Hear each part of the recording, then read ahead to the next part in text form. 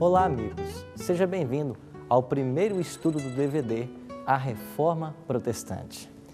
Em nossos primeiros encontros, nós iremos buscar entender como o cristianismo primitivo, após haver recebido os ensinos do próprio Cristo e dos apóstolos, abandona a verdade de Deus, dando lugar à tradição e ao erro, tornando assim necessária uma reforma na igreja.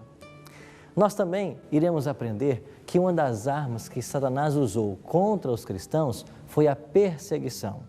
Esse período, chamado por Jesse Lehman de a Era Sombria, foi em razão das fortes perseguições enfrentadas pela Igreja de Cristo. Segundo o escritor John Foxe, em sua obra O Livro dos Mártires, ocorreram 10 grandes perseguições aos seguidores de Cristo nos primeiros 3 séculos da era cristã. Desde Nero, que acusou os cristãos pelo incêndio em Roma no ano 64, até Constantino, que no ano 313 assinou o Edito de Tolerância de Milão, proporcionando assim relativa paz aos cristãos.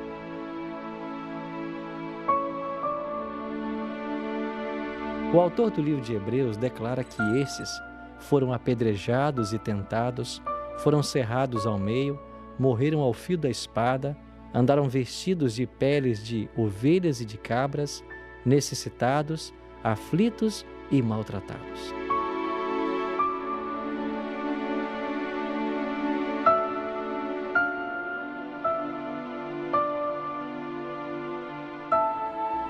Desde o início da história cristã, o ser cristão não é coisa simples.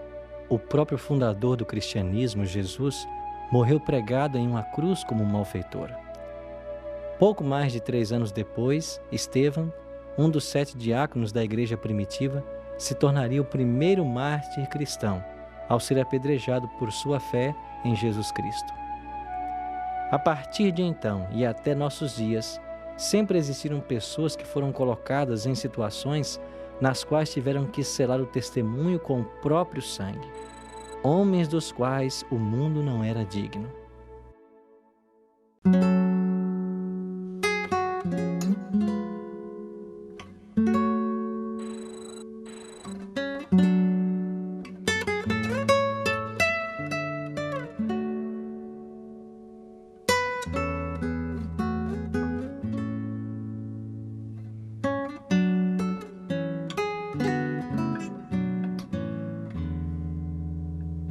Estamos aqui no alto do Palatino, uma das 7 colinas de Roma. Aqui nessas ruínas moraram vários imperadores, entre eles César Augusto.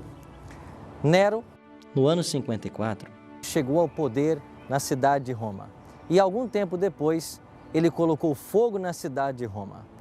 10 dos 14 bairros que existiam aqui foram todos queimados. Nero colocou então a culpa nos cristãos. A partir desse momento, se desencadeou uma grande perseguição. Os cristãos eram vestidos com peles de animais, lançados às arenas para que as feras os devorassem. Segundo a tradição, enquanto Roma pegava fogo, Nero, aqui da Torre de Macena, assistia tudo tocando lira e recitando poemas sobre a cidade de Troia. Esse homem era um homem insano, filho também de uma mulher insana e tremendamente perversa.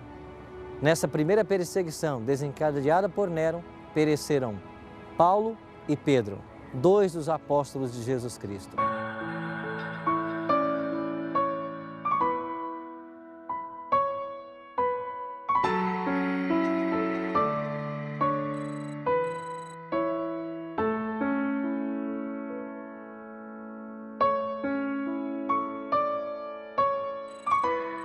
Pastor, qual a importância dessa via na história bíblica? Bem, essa aqui era a principal via de acesso a Roma, quem viesse da Palestina, de Jerusalém, da região do Mediterrâneo. E com certeza o apóstolo Paulo e também o apóstolo Pedro por aqui passaram em direção à cidade de Roma. Agora, pastor, esses 2 homens foram a Roma e qual o fim que lá eles tiveram? Paulo já veio como um prisioneiro, porque ele havia sido aprisionado em Jerusalém. e fora julgado lá, teve suas entrevistas ali, e ele apelou para César, porque ele cria que seria uma grande oportunidade dele testemunhar do Evangelho na casa de César e diante do tribunal que o julgaria. E estando aqui, ele ficou numa residência, ou seja, numa prisão domiciliar, e então, finalmente, na prisão mamertina. E aqui ele escreveu sua segunda epístola a Timóteo, e nessa epístola, no capítulo 4, os versos 7 e 8, ele diz: combati o bom combate, guardei a fé, já agora a coroa da justiça me está guardada, a qual o Senhor, reto juiz, me dará naquele dia. E ele continua falando, dando seu testemunho de fé, de que finalmente o seu momento estava chegando.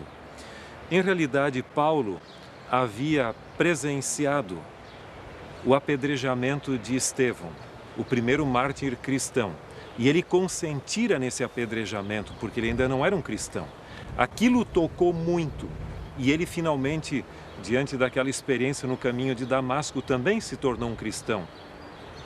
Além disso, você vai ver que ele presenciou, pelo menos ouviu falar, de vários outros cristãos que haviam sido martirizados. E finalmente chegara agora o seu momento.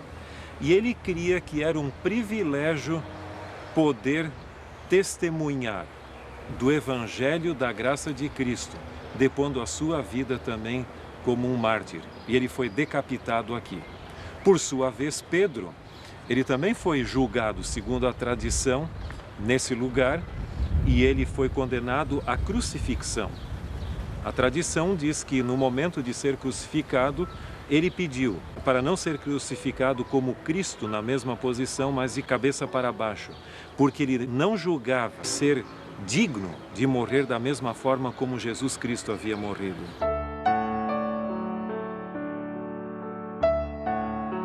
Foi um período de grande sofrimento para o povo de Deus.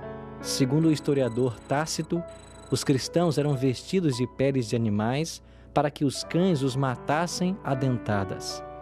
Outros foram crucificados e ainda outros, ao cair da noite, eram amarrados em postes e ateavam-lhes fogo para iluminarem os jardins de Roma. A loucura de Nero só não foi mais longe porque no ano 68, boa parte do império se rebelou contra ele e o Senado o depôs. Desesperado, sem ter para onde ir, suicidou-se. Outro duro golpe contra os cristãos ocorreu no ano 70, com a destruição de Jerusalém. Tito, filho de Vespasiano, tomou Jerusalém e a destruiu com crueldade indescritível.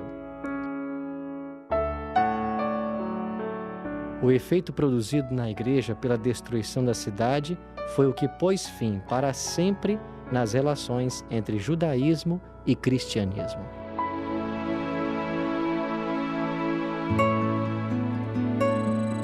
Em um concurso popular internacional promovido pela New Open World Foundation, com o lançamento da campanha As Novas Sete Maravilhas do Mundo Moderno, que contou com mais de 100 milhões de votos, através de telefones e pela internet, enviados de todas as partes do mundo e anunciadas em 7/7/2007, numa cerimônia em Lisboa, Portugal, foram escolhidas as novas 7 maravilhas do mundo moderno. Entre elas estão a estátua do Cristo Redentor no Rio de Janeiro e o Coliseu Romano.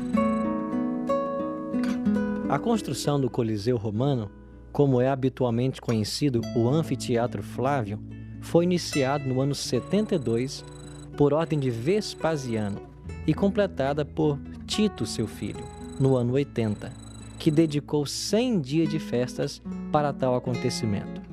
Empregou-se no trabalho 12.000 escravos, na sua maioria judeus, feitos prisioneiros por Tito depois da destruição de Jerusalém no ano 70. O Coliseu ergue-se no lugar antes ocupado pela Domus Aurea, residência do imperador Nero. O novo anfiteatro ficou conhecido como Coliseu por causa de uma estátua colossal de Nero que ficava situado próximo ao gigantesco monumento. O Coliseu podia receber até 73 mil pessoas. Foi e ainda é o maior teatro do mundo e durante séculos acolheu espetáculos de feras e lutas de gladiadores e o martírio de cristãos.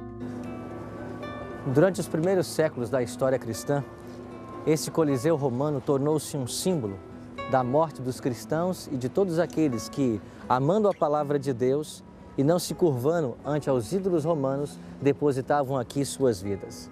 Segundo alguns historiadores, no ano 80, quando este monumento foi inaugurado, 5 mil animais selvagens foram sacrificados e 10 mil cristãos foram mortos. Ao longo de vários séculos, este Coliseu romano tornou-se símbolo da fidelidade a Deus e da morte dos cristãos. Mas o sangue desses mártires era semente. E quanto mais Satanás perseguia os sinceros filhos de Deus e os matava, mais cresciam em número. O Coliseu romano é uma construção magnífica. Nós podemos ter uma ideia básica da estrutura. A arquibancada toda era coberta por mármore, mas obviamente com o passar do tempo esse mármore foi saqueado, levado para outros lugares. Também terremotos acabaram destruindo parte da estrutura, mas quando foi inaugurado, ele não tinha essas divisórias internas ali, era reto e com um aqueduto ele podia ser enchido. Quando foi inaugurado, eles encheram de água essa parte aí e inclusive fizeram batalhas navais com pequenos navios com escravos dentro, lutando entre si. Posteriormente foram colocadas essas divisórias ali e aqui eram abrigadas as feras, no caso quando elas eram soltas. Depois você tinha também armamentos ali. É interessante que onde se encontra aquela cruz ali, era o local onde o imperador com sua família ficava. Ele podia vir pelo arco com sua carruagem real ou imperial, ficava ali. E desse outro lado aqui, mais ou menos na mesma posição só, antagônica, ficavam os senadores. Os nobres usavam a parte inferior, depois a parte superior por outras pessoas normais e haviam cerca de 500 escravos que ficavam na parte mais alta ali, vaporizando o perfume aqui para dar um cheiro agradável ao ambiente. Também era colocado incenso em diferentes pontos, especialmente por causa da urina e do excremento de animais e, por que não dizer, de pessoas. Aqueles que estavam sendo derrotados muitas vezes não controlavam mais suas necessidades fisiológicas e geravam um odor terrível. Portanto, um aroma agradável era colocado aqui para neutralizar esse efeito. Os gladiadores triunfantes entravam naquela porta ali. Os condenados a serem mortos entravam já por essa porta lateral desse lado ali. Portanto, o indivíduo que entrasse aqui já estava predestinado. Nesse lugar, muitos dos cristãos foram colocados à disposição de serem comidos pelas feras famintas. Esse aqui é um símbolo realmente de mortificina, onde alguém tinha que morrer para que o espetáculo realmente fosse satisfatório.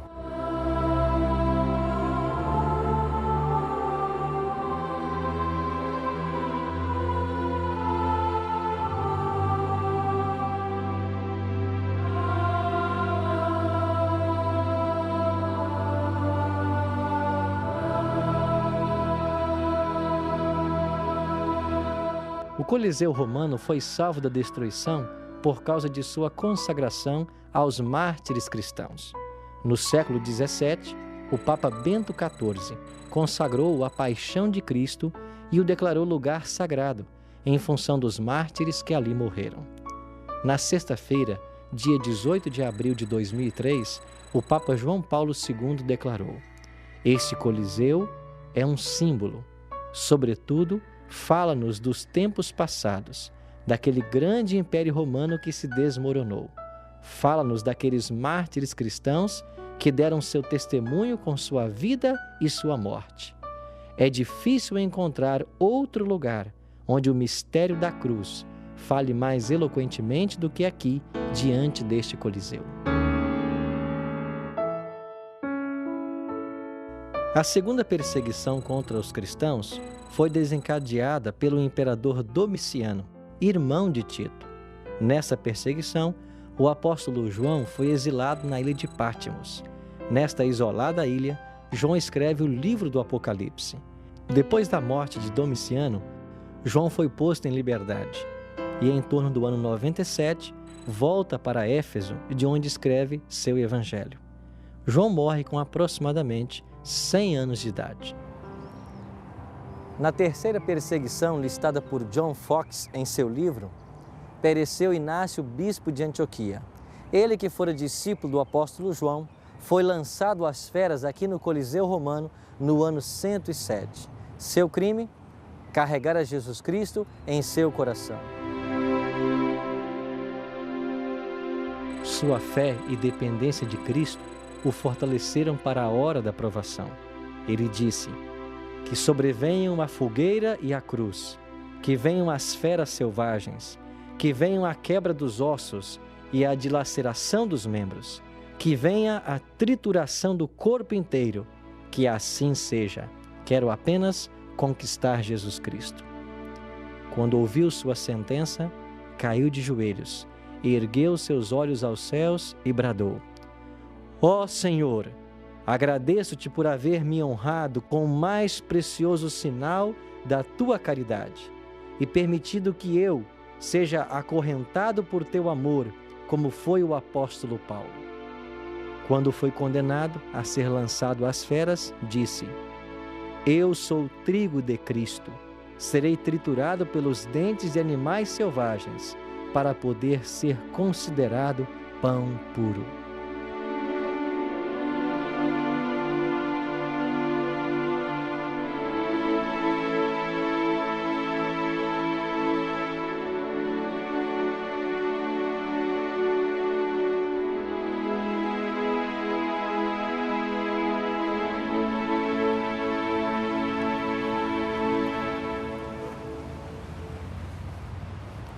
Pastor, o que motivou a perseguição aos cristãos? No primeiro século da era cristã, a Judéia e as regiões próximas ali estavam sob o jugo romano. Portanto, os judeus tinham que pagar tributos a Roma. Isso fazia com que eles, por vezes, se revoltassem buscando uma certa liberdade que não tinham. Quando o cristianismo surgiu, ele era tido meramente como uma seita do judaísmo. Consequentemente, o tratamento que Roma dava aos cristãos era praticamente o mesmo do que os judeus. Com a queda de Jerusalém, no ano 70, gradativamente os cristãos começaram a se distanciar dos judeus. Mas seja como for, nos primeiros séculos da era cristã, o sábado era observado ainda e uma série de outras práticas judaico-cristãos. E, obviamente, Roma tinha uma religião completamente diferente e gostaria que todos os seus súditos seguissem a religião romana. Porém, os cristãos não viam a religião romana como sendo adequada para eles mesmos, de acordo com sua compreensão da palavra de Deus.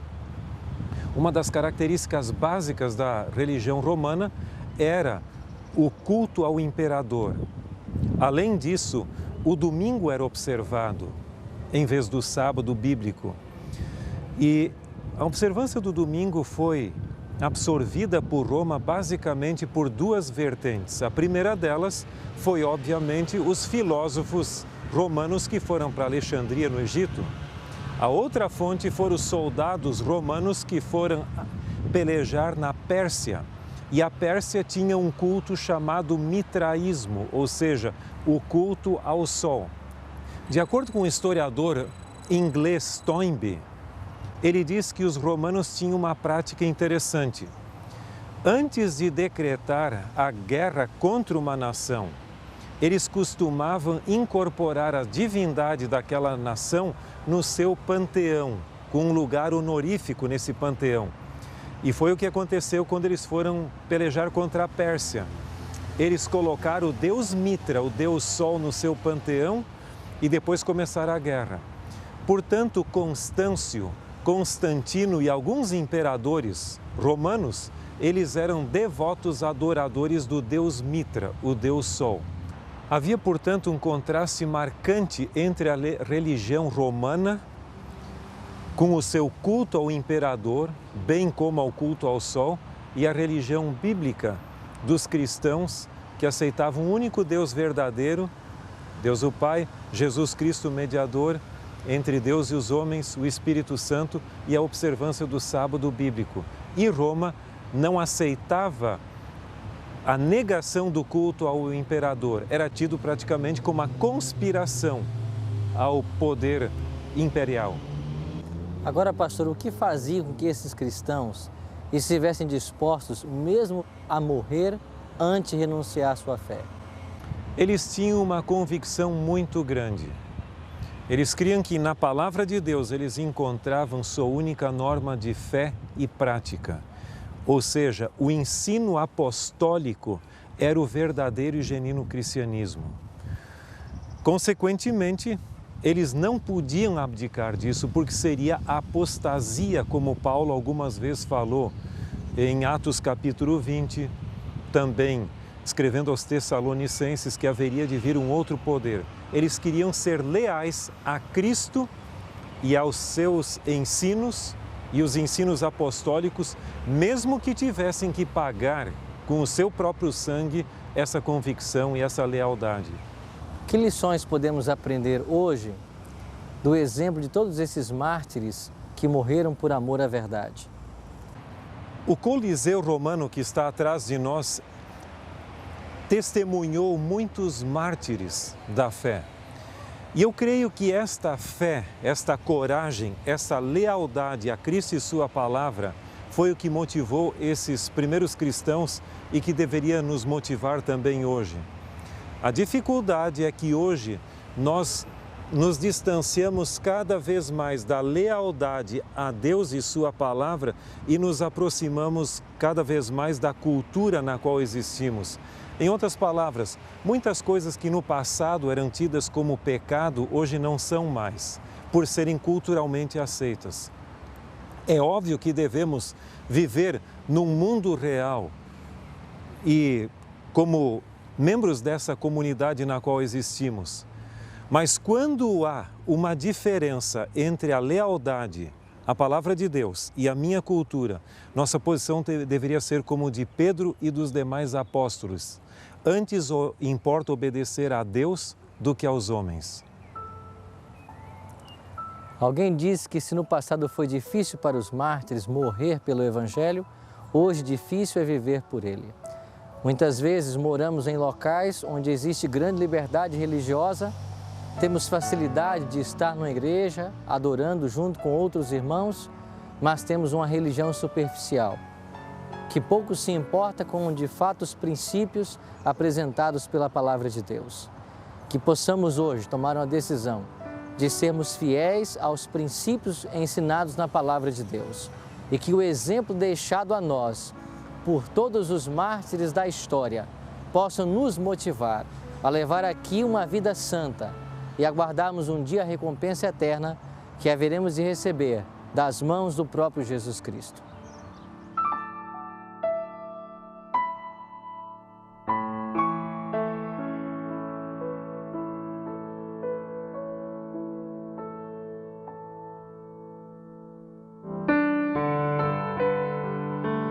A minha decisão é, após conhecer o exemplo de homens e mulheres fiéis a Deus no passado, que estiveram dispostos a entregar a própria vida por amor à verdade, desejo, pela graça de Deus, ser fiel a Jesus e perseverar até o fim para alcançar a coroa da vida eterna.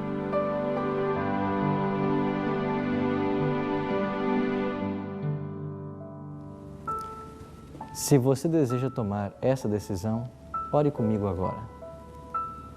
Bondoso Deus e Pai, Obrigado pelo exemplo de homens extraordinários como vimos no estudo de hoje.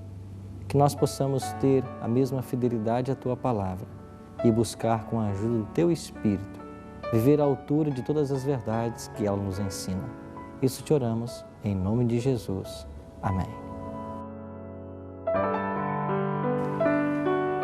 As grandes perseguições dos 3 primeiros séculos da história só encontraram a trégua com a assinatura do Edito de Tolerância de Milão no ano 313. Com o apoio desse edito, o cristianismo finalmente foi declarado religião oficial do Império. Assim, passaram os cristãos de um momento para o outro das arenas, aonde tinham que enfrentar os leões, para sentarem-se junto ao trono que governava o mundo. Mas o que estava por detrás de tudo isso? Satanás estava mudando de estratégia.